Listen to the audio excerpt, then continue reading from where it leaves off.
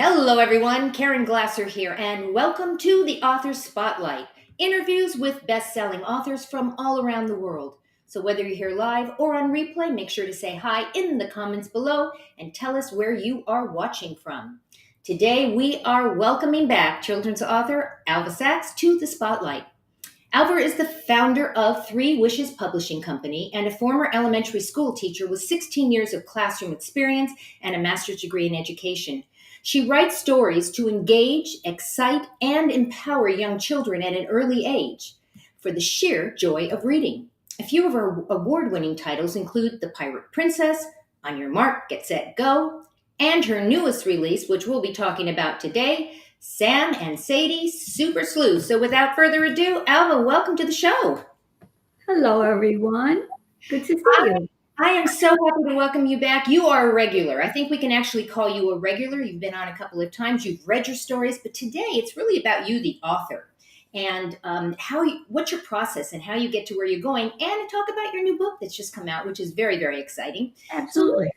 Let's just jump in. I mean, let's talk about your journey. You're an educator, a consultant, you're a speaker, you're a presenter. I'm exhausted because all of those take a lot of energy. How did you get from one end of the spectrum all the way to where you are today as a best-selling author? Oh, well, I appreciate all the accolades and I work very hard. And I don't know if I'm best selling, but I love what I'm doing. And my magic word has always been serendipity, because you never know what's going to be around the corner. Mhm. And actually, I do what I do because of being a former educator. And I was a teacher by accident because I didn't want to be a teacher, but turned out that I became one. I loved it, and it was the best accident that ever happened to me.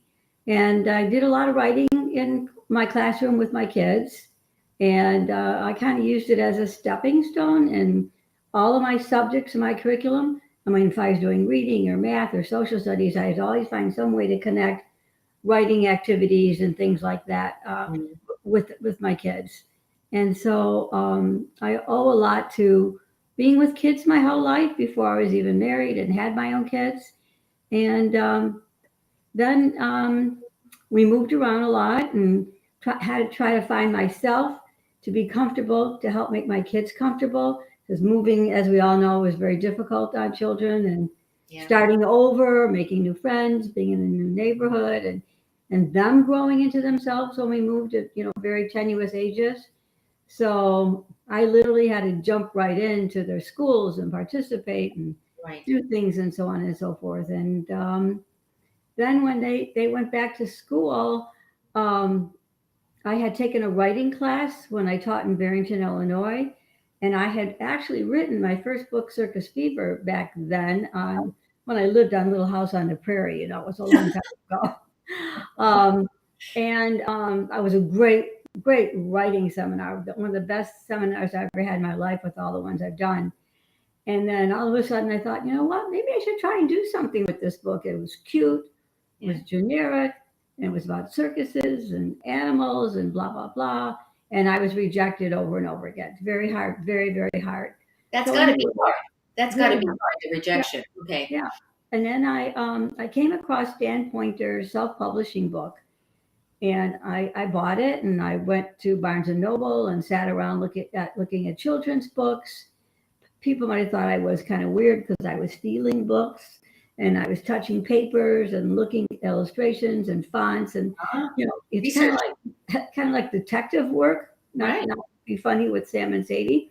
Now that I think about it. And so I had sponsored my illustrator Patricia Krebs at an arts and crafts thing that we had in Calabasas, and she came with her book and her partner at that time. And I said I had a book and blah blah blah blah blah. One thing led to another. I sent the manuscript to Patricia and to Marcy at that time, and I was good Rest is piggyback history. on work, huh? The rest is history, right? Yeah. And I was good. They wanted me to piggyback on their self-publishing company, but I thought, no, let's just do my own, which I did. And that's how Three Wishes Publishing was born. And Wow. it was great. I was blind. But But sometimes when you don't know what you're doing, actually is the best thing I think to do, because you're not contained by preconceived ideas that you have to do it this way or that way. So you did it and you started your own publishing company. That's pretty impressive, actually. I need to Well, say. yeah, and it can be done, and you have to learn. It's on the job learning, let's just say. And as I tell people when I meet with them or talk with them or have interviews or whatnot, the internet is your best friend, and you can't fall off the edge. Right. There's no edge. No. You click on one thing, it takes you to another thing, and I Rabbit did a hole. lot. Yeah, Rabbit hole. That's what happens. exactly. But you can find what you're looking for. And as Sarah Bareilles says, you need to be brave. Yes. You Yes. need to be brave. And you're going to fall down. You need to find some way to get back up. You Right. need to talk to other people, and one step in front of another. You are an inspiration. So you literally just decided to do it, and you put the time, the energy. I love the idea that you were in the bookstores touching the paper, and Yeah. because that's research. Because when it attracted you and you knew that that's what you wanted to do, how many writers do you think actually do that? As you said, I've never heard of that before. That Oh, how you never have? that Oh, people go in and do that kind of research.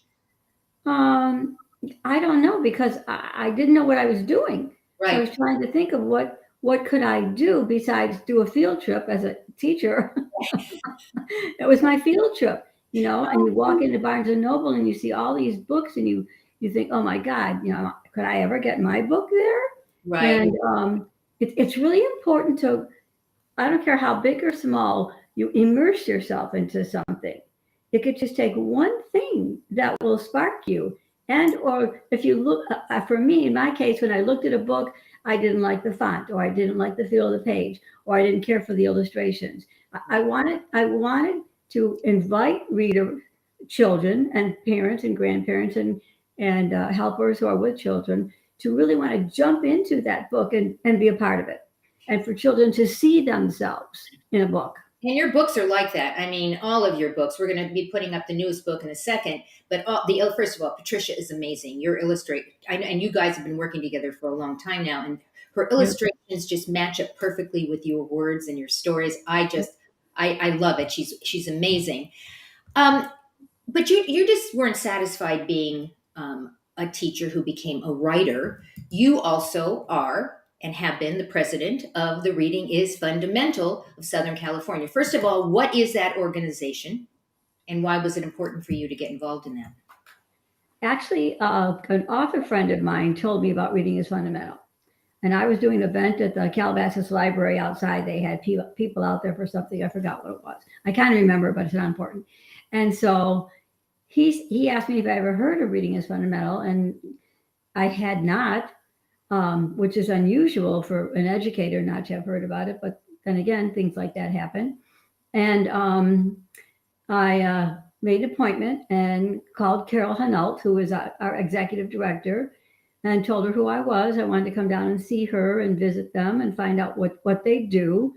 And I fell in love with Carol when I met her. I fell in love when I walked into, this is my other story.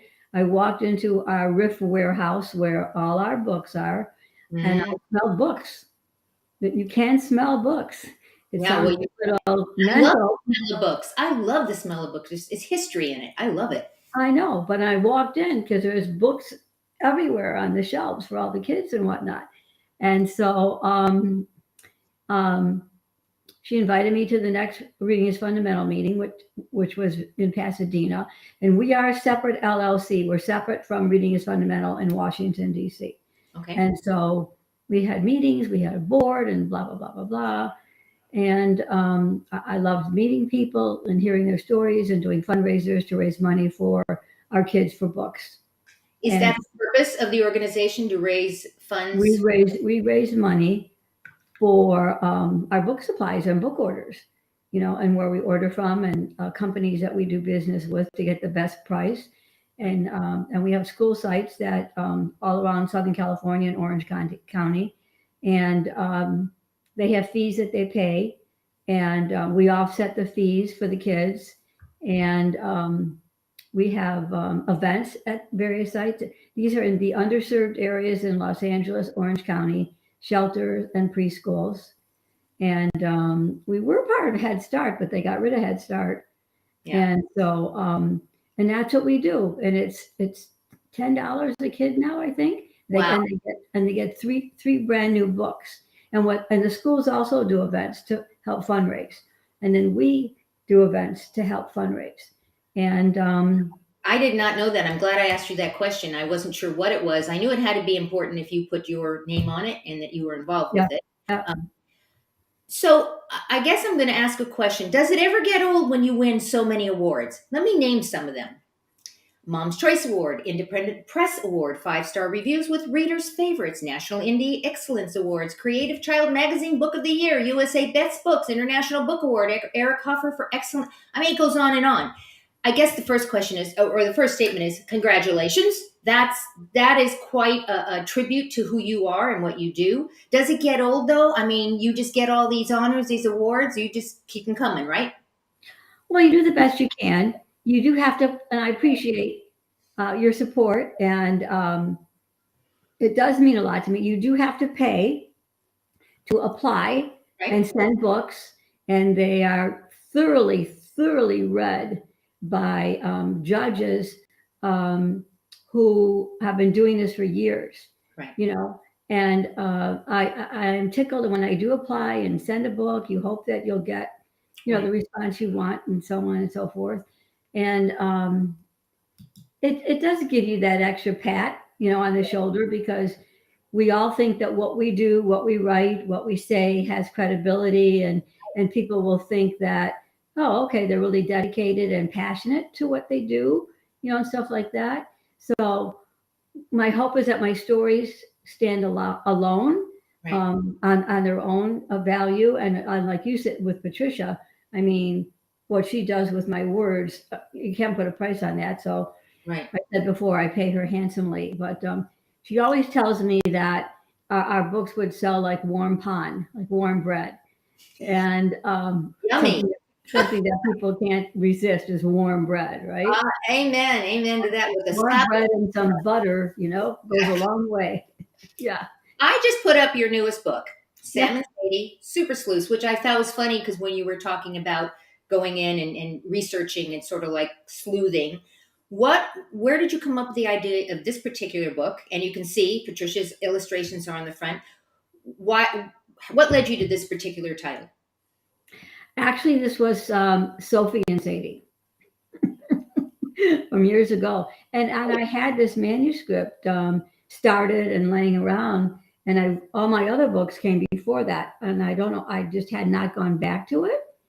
And to be really honest with you, Karen, I don't know where my ideas come from. I usually dream them, or I'll wake up at night and write something, or I'll think of something that's happened. And kids have always just been the forefront of my life. And I really, like, some people could say, well, I did this when I was younger, or I went here when I was younger, or I had this experience to build on. I fly by the seat of my pants, to be honest with you. I have no, I don't have writer's block, because if I can't write, I just don't write. Or if I'm at a point where I need to stop and pick it up, I just do that. So I'm an unlikely children's author, and I just don't know. I don't know where it came from, or how it Developed. how it manifested itself. I mean, I loved books. I loved reading to my kids. When I taught school, I read every day to my kids in class, and I had fourth and fifth graders. And usually teachers don't read to their kids at that age, you know, because they're older and whatnot. And they said, okay, it's the time. Actually, I should do it before we got called down for lunch. Right. You know? And then when my kids came in from recess, they all had to, you know, the drop everything and read, and there are all these acronyms and that type of stuff. And so I encouraged that while I was teaching. And I don't know. So what is the book about? What is Sam and Sadie Super Sleuths about, other than what it sounds like it's about? They're sleuths and they hunt for something. So what is something, right? Well, Sam and his dog Sadie, and that's my snoodle Sadie. This is her third book, so she's going to be asked to be paid pretty soon. And he was playing outside with Sadie and tossing the ball and just having a really, really good time. And then he went back in and he heard his dad walking around their bedroom. I can't find my watch. Where's my watch? Where did I put my watch? So it just started as one of those, hearing something out of the ordinary. And Sam got really excited and looked at Sadie and said, "We got to get on this. We have to find Dad's watch." That's not the language, but he does go to his closet. He gets his Sherlock Holmes hat because obviously he must have done this before. He gets course. this big magnifying glass. Of He gets course. a fancy scarf and ties it around Sadie's neck, and off they go. How fun. Well, I want to encourage everyone to go check this out. It's available everywhere that books are sold, Amazon, Barnes and wherever you go online, or go in and touch the books and smell the books and do that. I'm also going to encourage people, it's never too early to start purchasing a present for your kids for Hanukkah or Christmas, or just because. No Just reason. no reason, because reading is what it's all about. And this is a great book. And while you're checking out this book, make sure you check out all the rest of them. You have a great Hanukkah book, Dancing Dreidels, which I think you came on and read I for did. us once. You have a lot of great books. So do go check out all of your books, of Alva's books. So let's get back down to the foundation of this. Why do you do this? Why do you write? Why did you teach? What is the purpose of why you do this? I know literacy. You want to promote literacy. But well, that was way before literacy because back in my day, I felt it was really important to empower kids, to give them an opportunity to um, want to learn and to read. And I don't care if they read a comic book or if they read a mystery or they read a recipe book. I didn't really care. Right. I don't recall as a child growing up that anybody read to me. My parents were divorced when I was 12. We moved around a lot. So my childhood does not depict at all who I am or what I do or how I raise my kids. Mm, So I did everything different with my kids that how I grew up. And so, if you can't read, you really can't succeed. And I don't care what level you're reading on. If you're reading anything, you're learning, you're growing, and you're finding things out.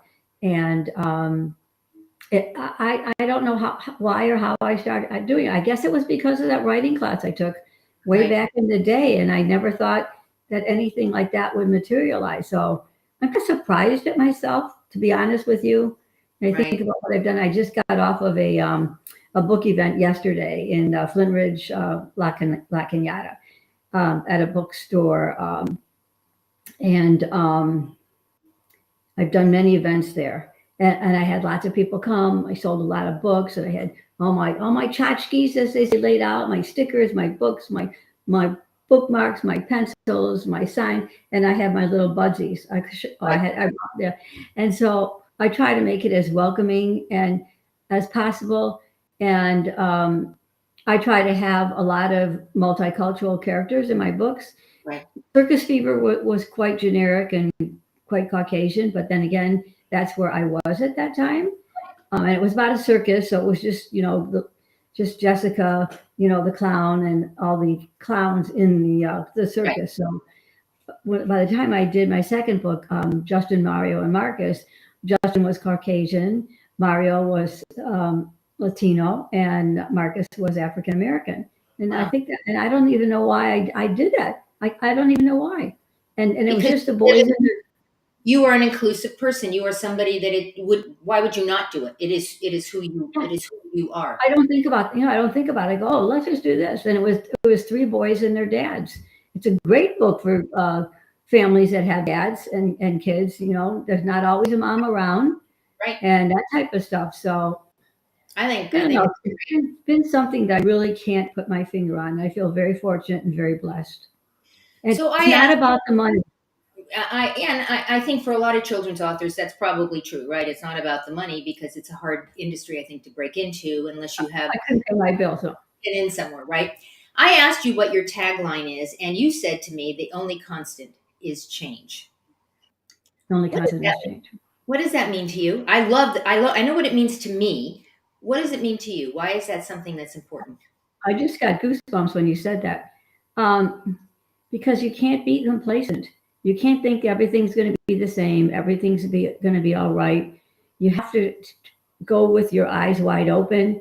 You have to be um, accepting of things that happen. You may not be happy with them, but things are. We really, Karen. What do we have control over? Us, Nothing. ourselves.